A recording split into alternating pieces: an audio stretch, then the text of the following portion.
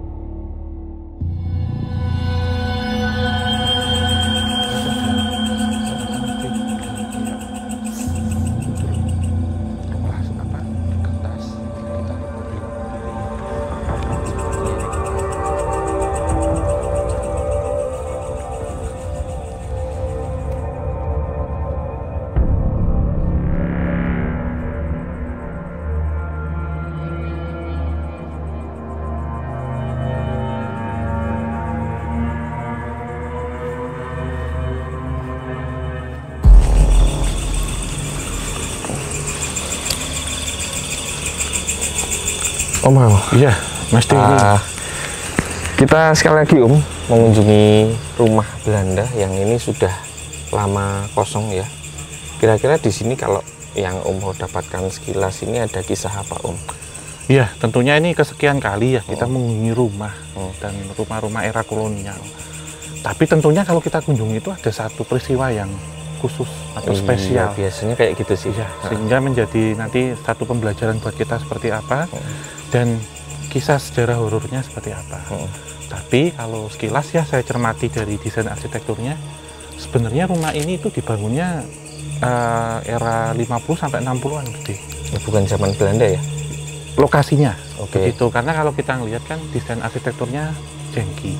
Iya sih, agak-agak modern. Modern gitu. Ya art deco gitu jengki, dan elemen bukaannya itu sudah mengecil.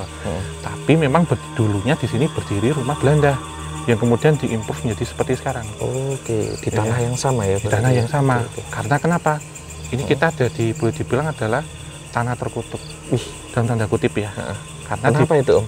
Ya, ini mengingatkan kita waktu kita mengunjungi salah satu pabrik gula di Cirebon waktu itu di Gempol. Oke. Di situ ada satu organisasi. Pemuja Setan. Tapi itu organisasi itu kan luas, karena untuk tujuan-tujuan seperti industri ataupun tujuan bidang-bidang tertentu. Di sini nanti lebih mengecil, mengkerucut, tetapi konsepnya sama, begitu. Karena kita tidak jauh dari satu hal-hal yang berkaitan dengan industri ya. Namun waktu itu yang kita temukan kan menir-menir Belanda. Iya. Kalau di sini nanti mevrouw atau nyonya Belanda yang melakukan perempuan ya. Perempuan. Tapi tapi ini bukan sekte yang banyak anggotanya. Beliau ini melakukannya hanya sendiri.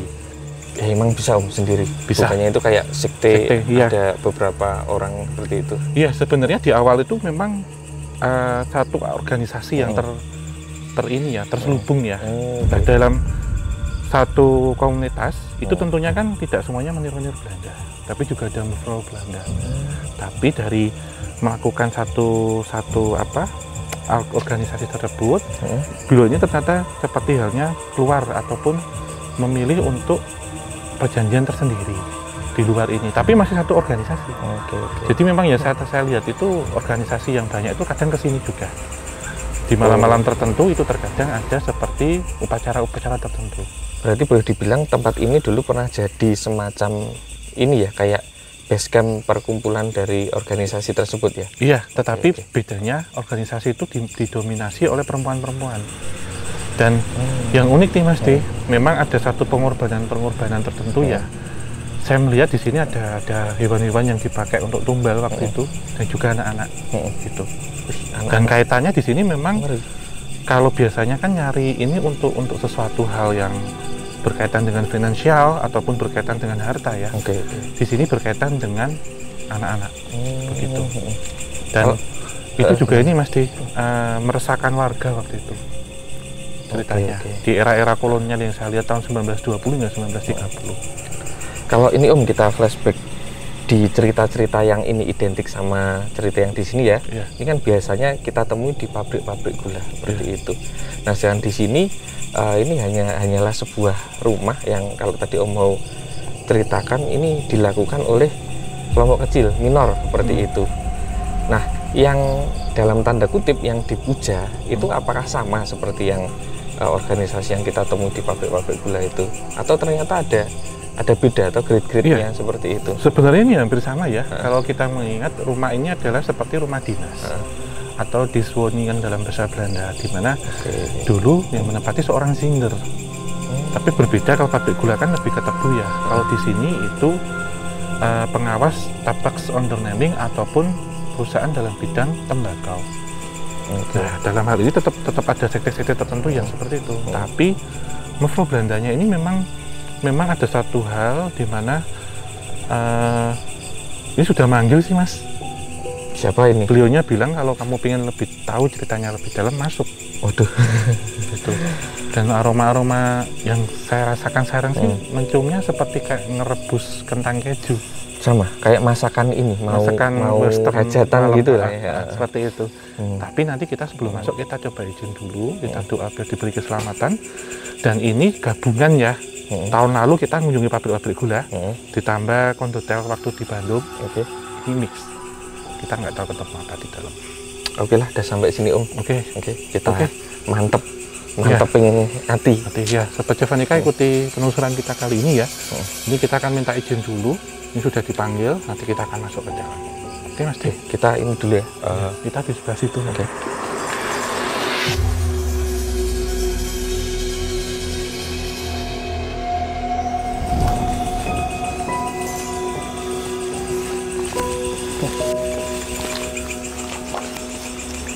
Sebelum masuk, ini ada baiknya kita izin dulu mesti.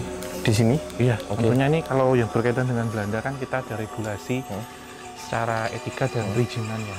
Biar nanti selama kita penelusuran diberikan kelancaran dan juga dalam pengambilan gambar untuk filenya itu aman. Ya, kita juga menghindari ini Om, serangan-serangan yang bisa merugikan kita sendiri. Tentunya saya juga minta untuk tidak ada mediumisasi. Jadi murni apa yang saya dengar, saya rasakan atau saya dapat, nanti saya ceritakan. Mungkin nanti juga ada beberapa mediumisasinya parsial aja, seperti biasa nggak full. Kami izin dulu Mas D.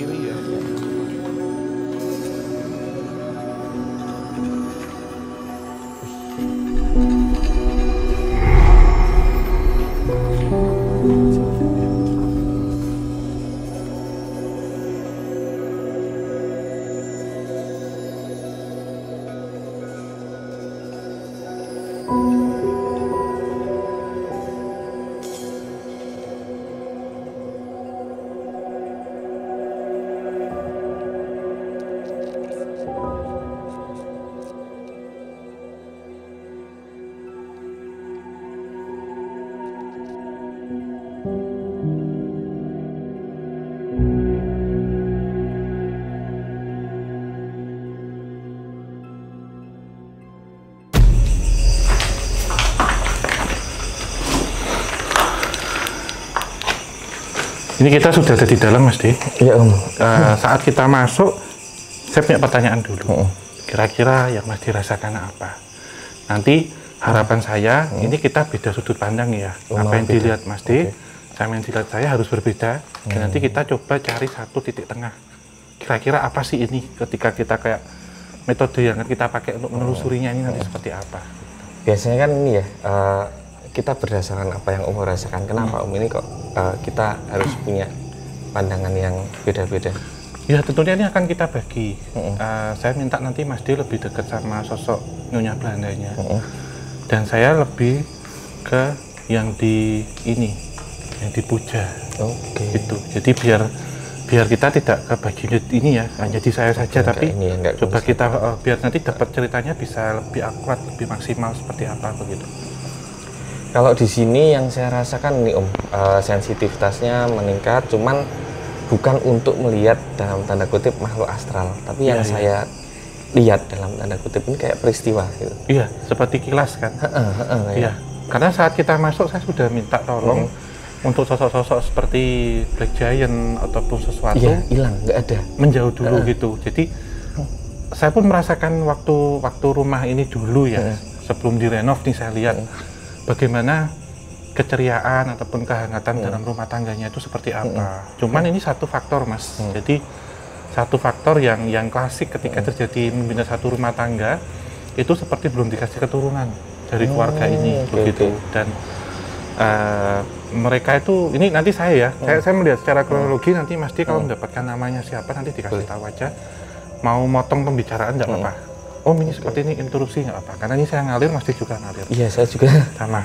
Kayak dapat ini loh, Iya, jadi nggak apa-apa. Ini suaranya akan lebih banyak masuk ini nanti.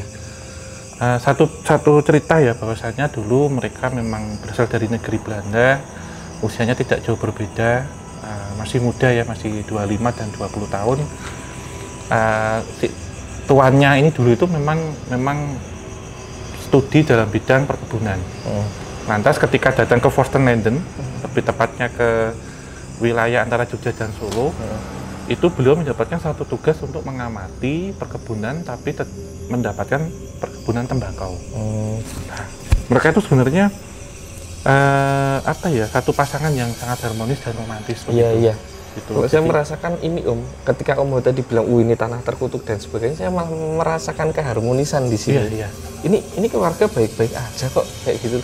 Pasangan-pasangan yang apa ya, yang nggak punya musuh, kemudian dia juga fokus dengan profesi dan pekerjaannya seperti itu. Iya. Memang seperti itu. Seperti itu. Iya. Ketika kesini pun datang berdua dan memang di awal-awal sangat mendapatkan perhatian baik ya dari warga Bumi Putra waktu itu, karena selain tuannya ini memang orangnya sangat kalem, nggak gampang marah.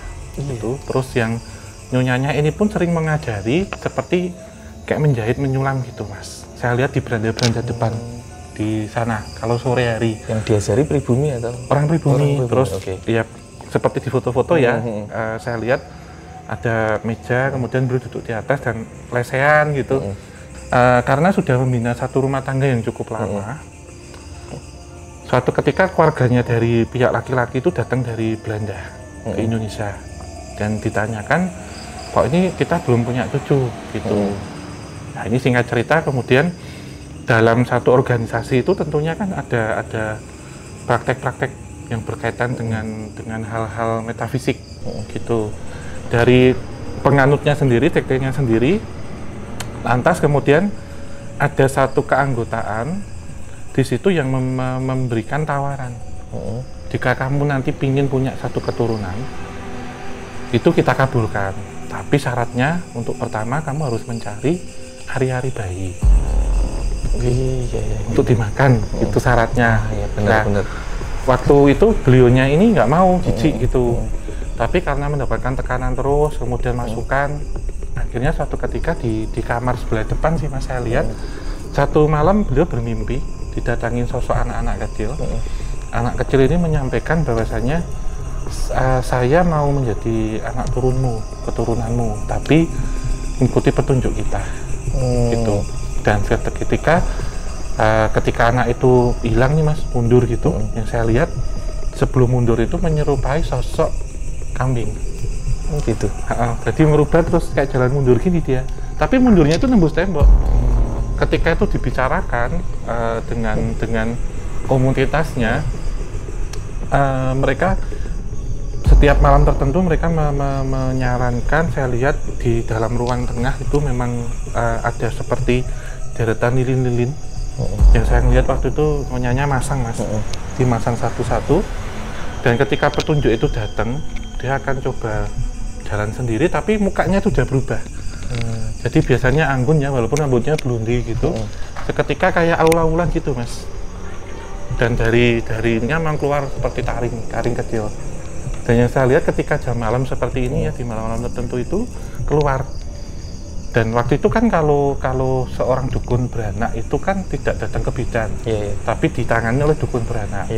Saya melihat satu pasangan muda baru memiliki putra, lahirnya jam 1 malam.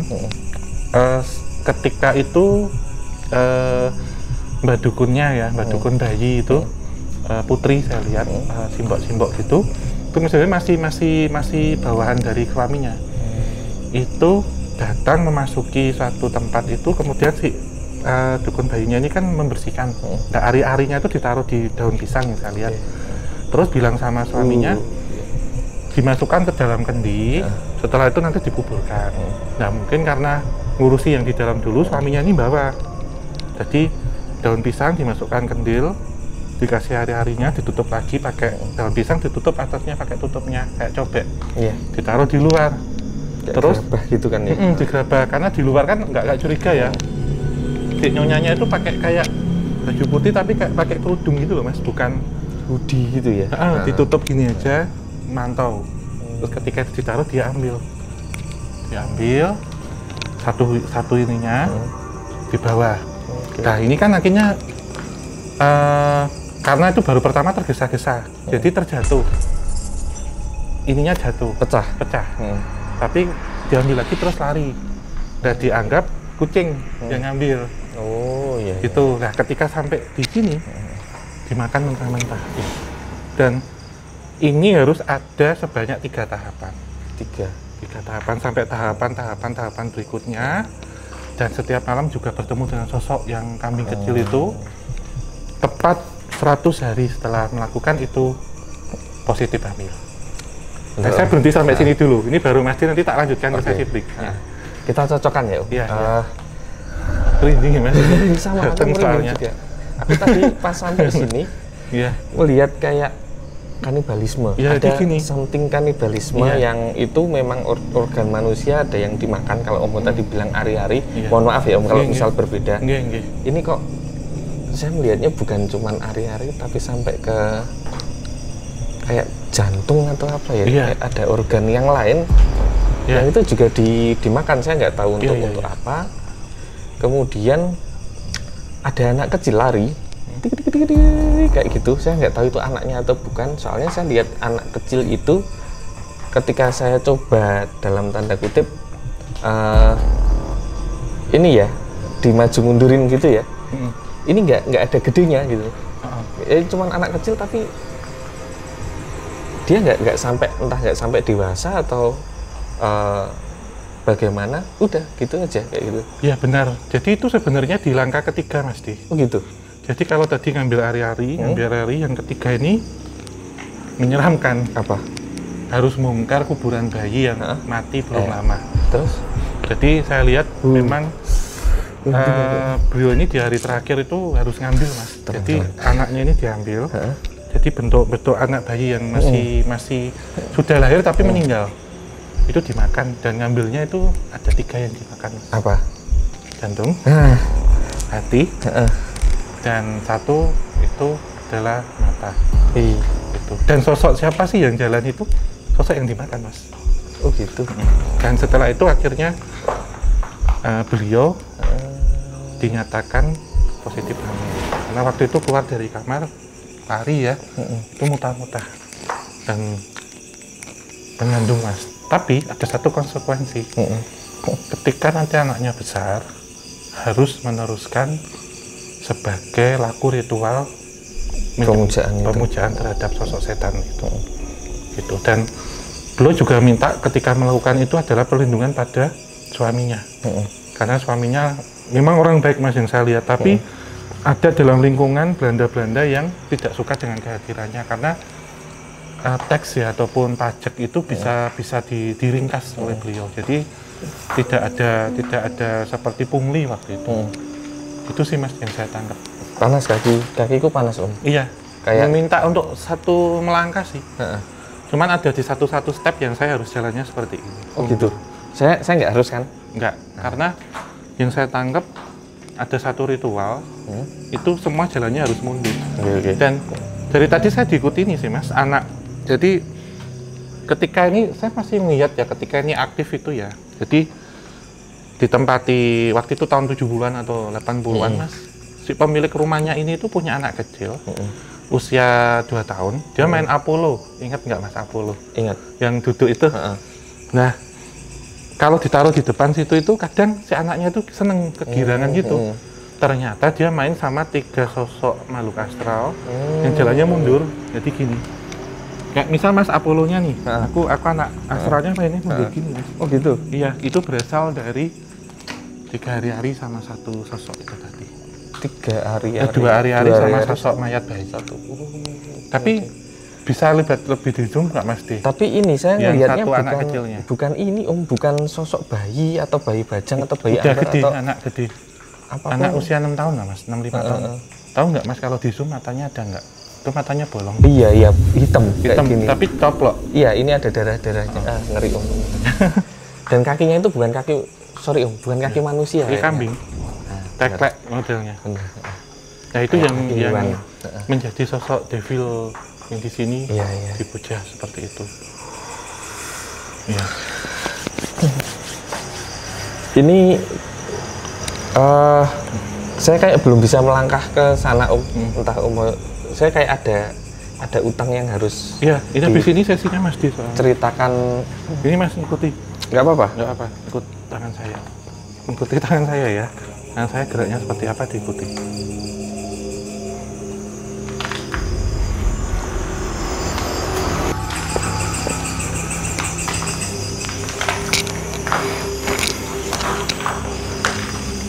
Bentar. Iya. Pasti di situ sendiri saya agak menjauh. Nanti kita ketemu di sini.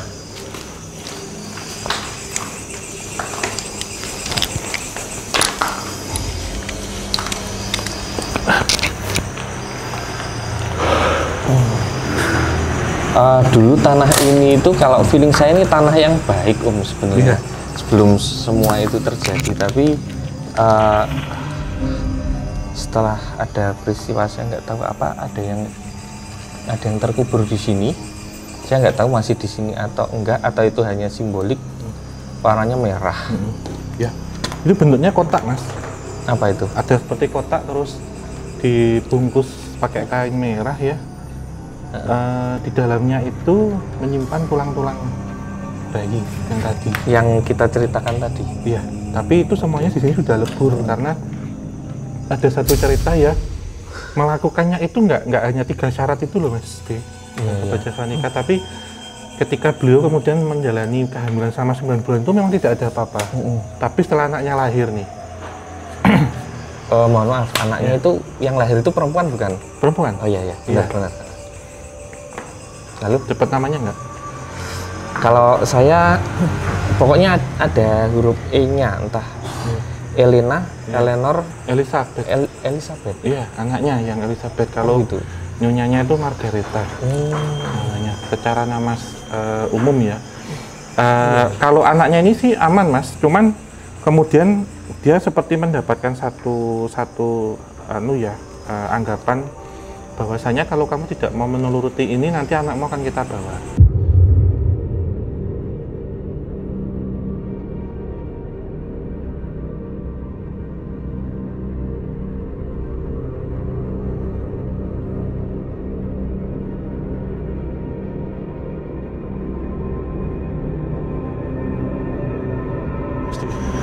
Ini kita udah sampai di satu kamar yang saya kok curiga pernah ada ini nggak sih kayak skandal atau semacamnya di sini?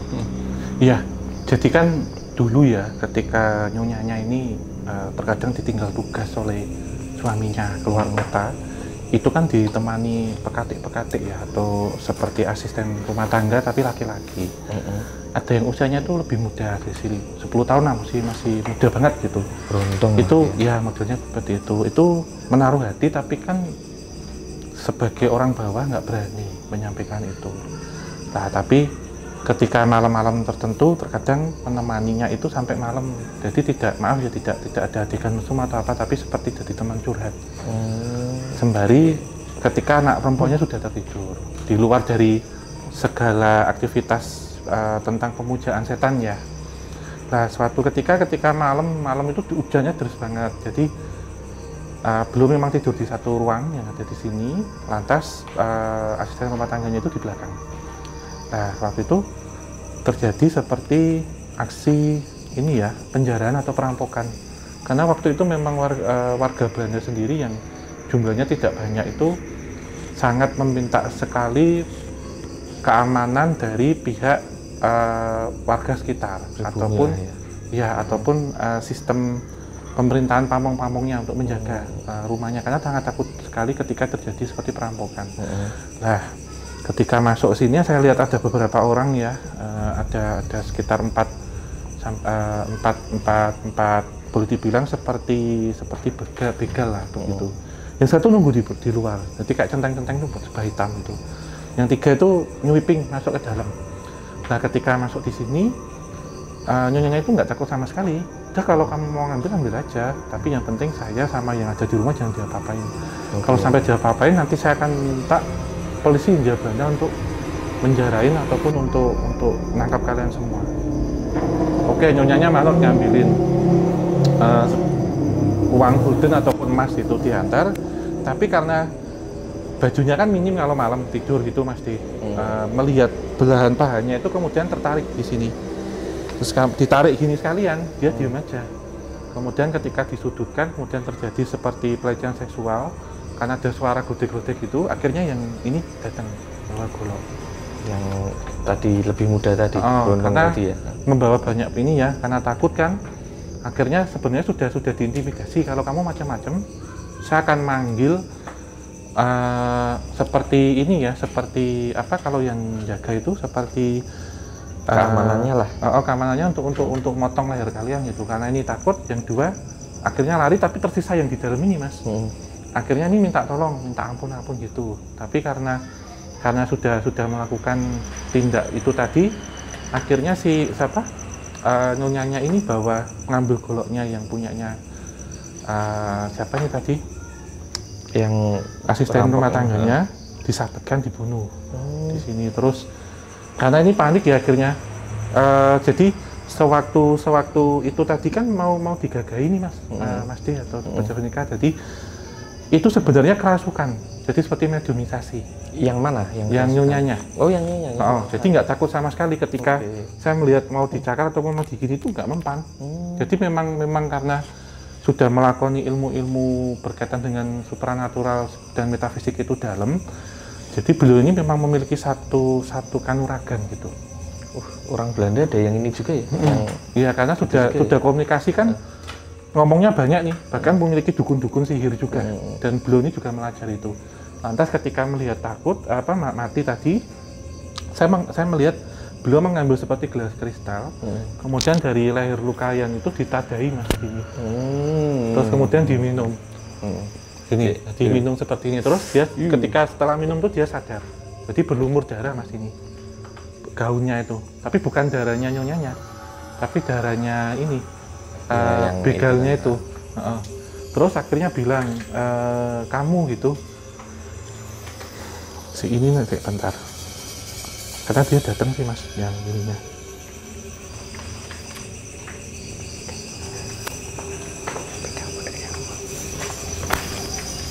Tapi nggak ada mediumisasi kok, tenang. Aman ya. Nggak, cuma mau tanya namanya siapa. Dia panggilnya Naryo gitu, namanya Sunaryo. Aman. Dia datang, dan Naryo kamu bantu saya, dia bilang gitu. daripada terjadi apa-apa kita kuburkan. Geret tuh mas, seret gini. Nah si nyonyanya ini langsung ke belakang, dia nyari tempat untuk lokasi, gitu. Jadi waktu itu yang saya tangkap agak ada satu kepanikan, kemudian si begalnya ini ditarik ini. Terus dia manggil mbok gitu, bekas lukanya dipel, dia ditarik ini. Itu jadi narionya ya. Misalkan itu mau dibawa kemana ini? Mau dikuburin di sini aja, karena kalau sampai kejadian kayak gini itu nanti juga ngurus ke polisi Hindia Belanda juga susah katanya. Nah setelah sisanya itu tadi kan di yang di gelas itu udah selesai diminum tuh dia sadar mas. Ternyata yang waktu bunuhnya itu kata kutip kesetanan dia. Jadi dia nggak takut sama sekali walaupun ada laki-laki yang badannya gede, nyonyanya mungil gitu ya maksudnya cewek gitu. Dia ngambil golok, motong itu dan si ininya anehnya takut mas. Jadi udah minta ampun gitu. Jadi bawah. Ini hanya tunjuk aja ya. Misalkan lokasinya nggak di sini tapi reka adegan saja ya mas Di. Dia di bawah. Saya melihat ada toilet. Kemudian masuk dalam toilet.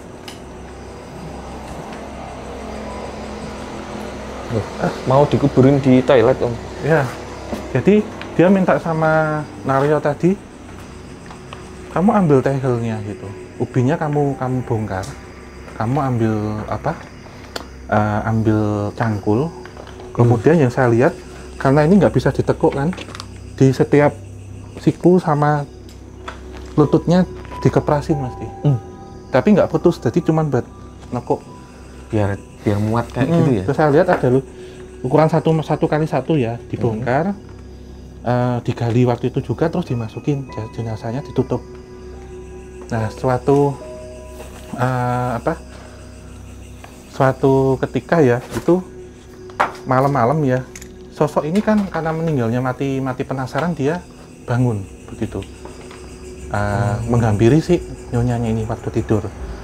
Dia bilang, karena dia punya sixth sense dan bisa komunikasi, dia bilang, aku nggak takut sama kamu karena kamu salah satu yang setiap hari aku kencingin jenazahmu gitu, bahkan aku injak-injak dan aku ludahin. Iya, dikubur di ini, dikubur di situ. Dan dia bilang sosok itu masuk gini kayak zombie gitu mas. Dia masuk gini nembus ini ya, nembus tembok kan tempat tidur tuh ya gini, terus si nonyanya bilang sambil nunjuk, aku nggak takut sama kamu gitu, kamu kan yang setiap hari aku kencingin, bahkan aku injak dan aku ludahin gitu. Jadi iya. Jadi punya satu keberanian. Nah suatu psycho ketika ya, om itu ya bukan berani om, psycho itu. Ya, dia bilang gitu, bahkan aku setiap hari kan dia tahu lokasinya ya, yang aku jongkok dan aku kencingin muka kamu setiap hari. Makanya. Terus lambat laun anaknya besar, Elizabeth itu besar, dia masih melakukan itu terus. Hal ini kemudian mengundang satu ketidaktenangan dan juga was-was dari para warga sekitar. Karena merujuk ke satu hal, ketika ada orang melahirkan selalu ari-arinya hilang. Dan sempat ada yang keceplosan ya, tahu gitu, dalam artian bekas babunya yang ada di sini itu tahu. Akhirnya menceritakan satu kebiasaan buruk nyonyanya, itu setiap malam tertentu dia selalu mencium bau amis dari kamar dan pernah mengintip dari lubang kunci. Gini mas, jadi makannya gini, ini kan lubang kunci ya, dia makan gini, duduk ini, tahu kalau di belakang itu ada yang ngintip. Dia noleh sambil masih bawa kayak gini. Itu dalam kondisi, dalam tanda kutip setengah sadar atau kerasukan, setengah sadar. Dan ketika itu langsung ngambil, kayak saya lihat kayak piring dilemparkan ke pintu duer gitu, tapi di luar langsung lari mas. Dan saya lihat waktu itu bawa seperti baki ya, karena untuk kalau ngantarkan tuh kan ini pintu cuma taruh bawah gini loh mas Di. Jadi kadang minta mbok aku dibawain piring ataupun serbet gitu, tapi jangan dimasukkan, taruh depan pintu, nanti saya ambil. Jadi ketika ditaruh depan pintu, dan kan kepo ya, kadang ngintip gini ya, ini lubang pintu diintip gini, tahu yang di dalam tuh tahu, karena ternyata sudah kerasukan atau kesetanan. Akhirnya ngambil ini sambil makan gini, masih dia kan duduk bersila ya, dilemparkan tuh kena ini rompeng, terus ini mas kaget gini loh. akhirnya lari. Terus karena kejadian itu akhirnya ngomong ke warga, ada satu hal, ini menjadi satu konsekuensi bahwasanya ketika menganut hal seperti ini tentunya nanti akan mengalami satu kematian yang tragis. Kita akan coba mencari lokasinya di mana. Beliau ini akhirnya dihakimi massa. Gitu. Kalau udah ketahuan massa ini juga ya? Iya. Karena sudah menimbulkan keresahan sih, sudah meresahkan. Tapi waktu itu warga pribumi nggak berani untuk mengarah ke situ dan sudah mengindikasikan ketika orang lewat sini itu ibarat kata jadi seperti loji areal sini. Jadi seperti rumah ini ya, pemuja setan gitulah. Ada unsur-unsur negatif yang sudah ditampakkan seperti terkadang melihat wadah aura merah, ada suara cekikikan seperti hewan kambing atau apa dan hewan kambing. Iya, ada seperti itu. Nah, ini nanti Mas D coba menceritakan waktu kita ke sana karena kita sudah diarikan di segmen terakhir endingnya bagaimana. Aku agak ini ya sama kambingnya itu agak gimana gitu. Iya. Coba nanti.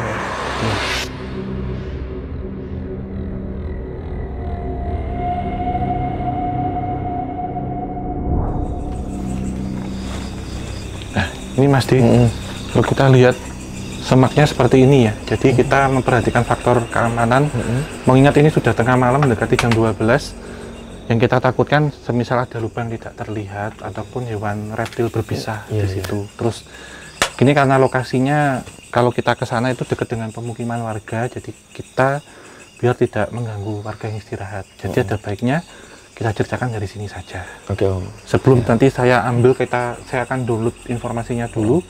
Mas D, ada cerita seperti apa yang tadi sudah dipendam dan mungkin yang akan disampaikan seperti itu, seperti apa? Saya ini kayak bukan tertarik gimana ya, cuman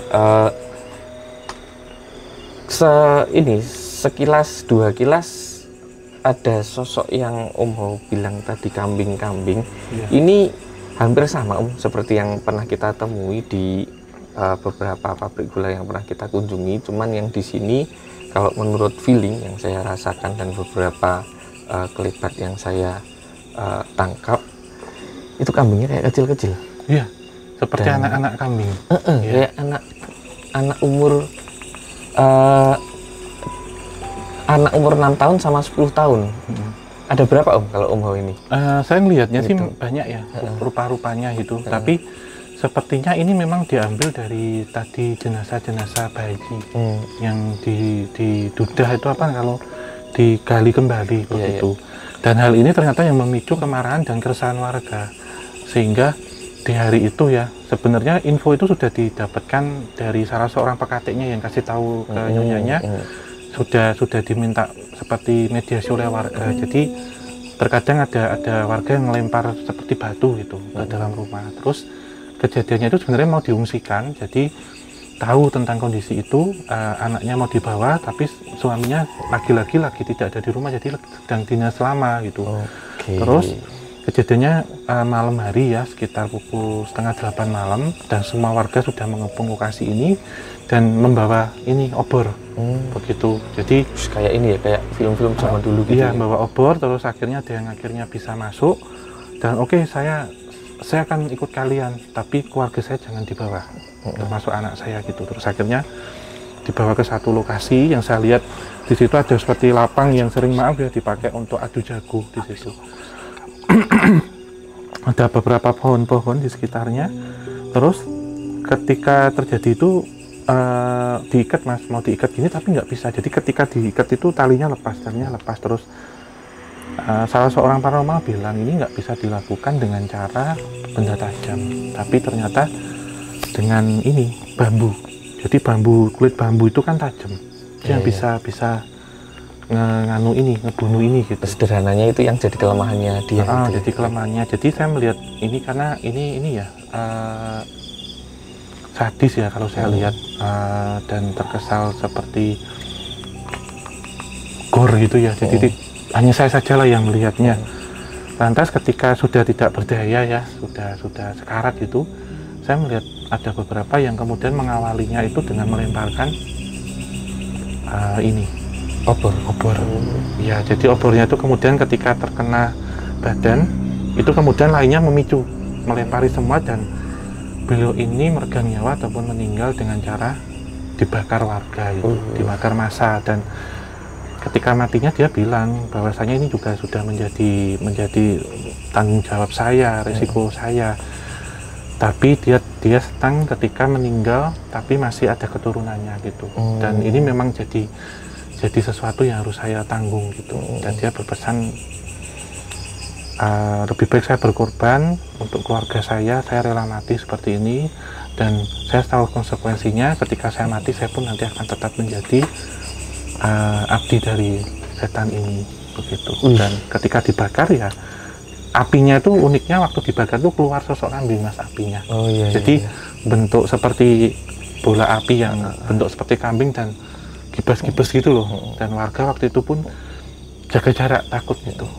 Dan yang saya tangkap bahwasanya terbakarnya bahkan sampai 90%, jadi sudah mau mendekati lapuk menjadi abu seperti itu. Dan juga ya, kejadian ini ternyata mengutuk daerah tersebut karena beliau ini memiliki satu sihir hitam ya. Dia bilang waktu itu bahwasanya nanti ketika ada anak bayi itu akan lahir dengan kondisi tidak selamat atau apa gitu, karena ari-arinya atau apa ada gangguan di situ. Dia bilang gitu sampai akhirnya ternetralisir lah. Ini sudah menjadi sequel kedua ketika kita akan lanjut. Misal film ini sudah selesai ini, tapi sebelum belum selesai ceritanya dia bilang mengutuk. Jadi kemudian daerah ini menjadi sudah ganti timeline ya. Ganti timeline dan daerah ini menjadi kutukan yang ditakutkan warga waktu itu. Bahkan ketika istrinya sudah hamil 8 bulan 9 bulan, kalau bisa nggak usah lahir di sini, jadi harus pindah. Seperti itu. Iya. Karena sosok ini kadang masih gentayangan, seperti menyimpan satu dendam. Ketika ada orang yang punya anak dia nggak suka gitu. Itu sih. Jadi sequel berikutnya lanjut bahwasanya ada netralisir gitu. Gitu. Selesai sampai sini sih pasti Obat Javanica ceritanya. Jadi sedih ya terakhirnya, dan masih ada kutukan ilmu hitam yang sampai hari ini tuh masih kerasa. Iya, kayak ini ya Om, identik ya Om dengan yang dilakukan ya mungkin orang-orang pribumi kayak gitu, kayak pesugihan kayak ini, endingnya itu ya kayak jauh beda lah kayak gitu. Iya, ini juga seperti sama sih. Jadi waktu itu pun orang-orang Belanda juga ada yang menekuni hal-hal seperti itu, tetapi mereka lebih logis dan rasional. Dan ketika itu masuk ke Hindia Belanda terjadi satu asimilasi tentang ilmu sihir yang berasal dari luar, dan itu menjadi seperti termix dengan yang ada di lokal.